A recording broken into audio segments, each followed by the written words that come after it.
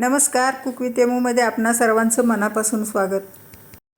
आज मी करते एक स्पेशल राजस्थानी रेसिपी, जी उत्तर भारतात खास करून लग्न सोहळ्यात आवर्जून ठेवली जाते। ती म्हणजे काजू करेला।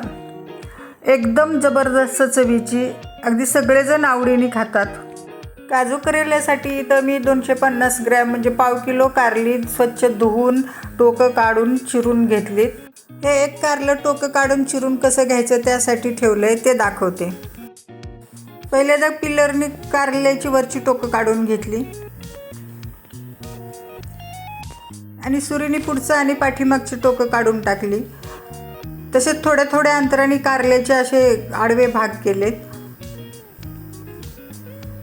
प्रत्येक भागमध्ये चिरून त्याचे 2 भाग केलेत, म्हणजे त्याच्या बिया काढणं आपल्याला सोयीचं होईल।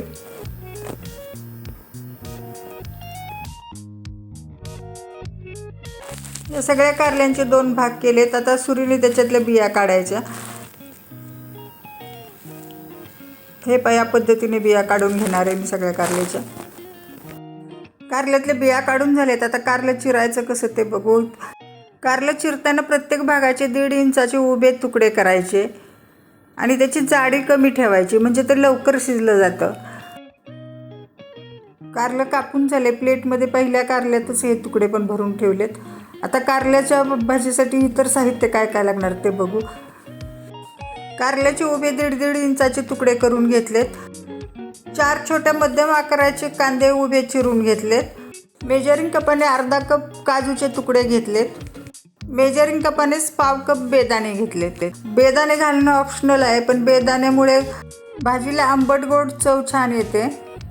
आता कोरड्या मसाल्यात काय काय घेतले ते बघू। 1 टीस्पून काश्मीरी लाल मिरची पावडर घेतली। आवडत असेल तर थोडी तिखट मिरची पावडर पण घालू शकता, पण ही भाजी कमी तिखट, आंबट गोड कडू आणि तिखट अशा मिश्र चवीची छान लागते। घेतलाय अर्धा टीस्पून गरम मसाला, 1 टीस्पून धने पावडर, पाव टीस्पून हळद, अर्धा टीस्पून जिरं, थोडासा हिंग, अर्धा टीस्पून आमचूर पावडर, 2 टीस्पून बारीक केलेली साखर, चवीनुसार थोडंसं मीठ आणि लागणार आहे आपल्याला 5 ते 6 टेबलस्पून तेल। भाजी करायला सुरुवात करू। मीडियम गॅसवर कढई तापायला ठेवली, त्यामध्ये तेल घातलंय। तेल गरम झाले, त्यामध्ये काजूचे तुकडे टाकायचे आणि ते तळून घ्यायचे। गॅस बारीकच करायचा, बारीक गॅसवरच खमंग काजूचे तुकडे तळायचे, सारखं हलवत राहायचं। काजूच्या तुकड्याने हलकासा गुलाबी रंग आलाय, याच्यापेक्षा जास्त तळायचे नाहीत, कारण नंतर पण त्याची कुकिंग प्रोसेस सुरू असते। हे तेल नितळून घ्यायचं सगळं। तेल नितळलंय, प्लेटमध्ये थंड करायला ठेव। कढईतल्या त्याच गरम तेलात बेदाणे तळून घ्यायचे। बेदाणे सारखे हलवत राहायचं, गॅस बारीकच आहे। ते तळत आले की टम्म फुगतात आणि थंड झाले की परत नॉर्मल साईजचे बारीक होतात।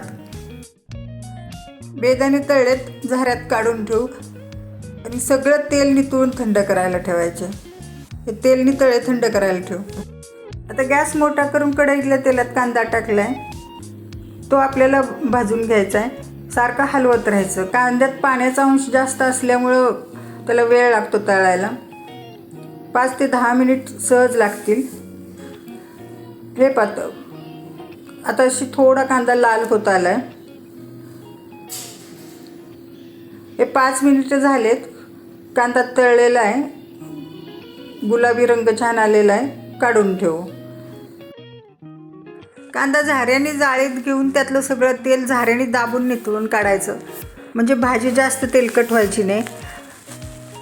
कांद्यातलं तेल नितळलंय, थंड करायला प्लेटमध्ये फोर्कनं पसरून ठेवायचा, म्हणजे त्याची कुकिंग प्रोसेस थांबेल आणि कांद्याचा रंग जास्त डार्क होणार नाही। कढईत त्याच उरलेल्या तेलात कारलं टाकलंय। गॅस मोठाच आहे, आता ते सारखं हलवत राहायचं। कारलं पण असं भरपूर तेलात तळून घ्यायचं, म्हणजे त्याचा कडूपणा कमी होतो। आता सुरुवातीलाच कारल्यापुरतं अगदी थोडंसं मीठ घालायचं, म्हणजे ते मीठ कारल्यामध्ये चांगलं मुरतं। ते सगळं छान हलवून घ्यायचं। हे 5 मिनिटं लागणार आहेत। कारलं एकसारखं मोठ्या गॅसवर हलवत राहायचं, म्हणजे ते सगळीकडून एकसारखं भाजलं जाईल। कारलं हलवत होतं, त्याला 5 मिनिटं झाले। कारल्याचा रंग पण बदललाय। कारलं शिजले का बघू आपण। हे बघा, फोर्कने त्याचे तुकडे पडत आहेत। कारलं शिजलेलं आहे, काढून ठेवायचं। पण काढायच्या अगोदर त्याच्यातलं सगळं तेल नितळून काढायचं. हे पहा सगळं तेल नितळलंय, थंड करायला ठेवू. काजू करेल्यासाठी लागणारा तळलेला कांदा, तळलेले काजूचे तुकडे, तळलेले बेदाणे आणि हे तळलेलं कारलं थंड झाल्यावरही कडक न होता मऊ राहिले, बोटाने तुकडे होत आहेत. कढई धुवून परत मीडियम गॅसवर तापायला ठेवली. उरलेल्यातलं अगदी चमचाभर तेल घातले. तेल गरम झालं की जिरं घालायचं, त्यामध्ये जिरं चांगलं फुलू द्यायचं. जिरं फुललंय त्यामध्ये लगेच हिंग घालायचा. हिंग पण फोडणीत मिसळून घ्यायचा आणि लगेचच त्यामध्ये कारलं घालायचं. कारलं घातलं की कांदा घालायचा आणि हे ड्रायफ्रूट्स पण त्याच्यात टाकायचे, काजू आणि बदामचे तुकडे, आणि ते एकत्र सगळं हलवून घ्यायचं. आता कोरडे मसाले टाकायचे. हे रंगाचं लाल तिखट, हळद, हे गरम मसाला पावडर, हे कोरडे मसाले भाजीत मिसळून घ्यायचे. हे एकत्र सगळं हलवून घ्यायचं. आता त्यामध्ये थोडंसं चवीपुरतं मीठ टाकायचं आणि हे आमचूर पावडरमुळे भाजीला टेस्ट छान येते. भाजी तयार झाली, पण टेस्ट बॅलन्स होण्यासाठी त्यामध्ये साखर घातली. साखरेऐवजी गूळ पण घालू शकतो. साखर नको असेल तर स्किप पण करू शकतो, पण आंबट गोड कडू तिखट चवीची भाजी खायला छान लागते. अर्धा मिनिट कढईवर झाकण ठेवून भाजीला वाफ द्यायची. ते अर्धा मिनिट झाले, झाकण काढू. भाजीला वाफ आली, हलवून घ्यायची, एकसारखे हलवून घ्यायची. सगळे मसाले भाजीमध्ये मिसळलेत. आता भाजी सर्व करू.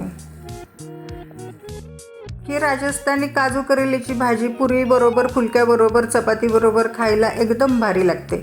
कारलं तेलात तळून घेतल्यामुळं त्याच्यातला कडूपणा बऱ्याच प्रमाणात कमी होतो.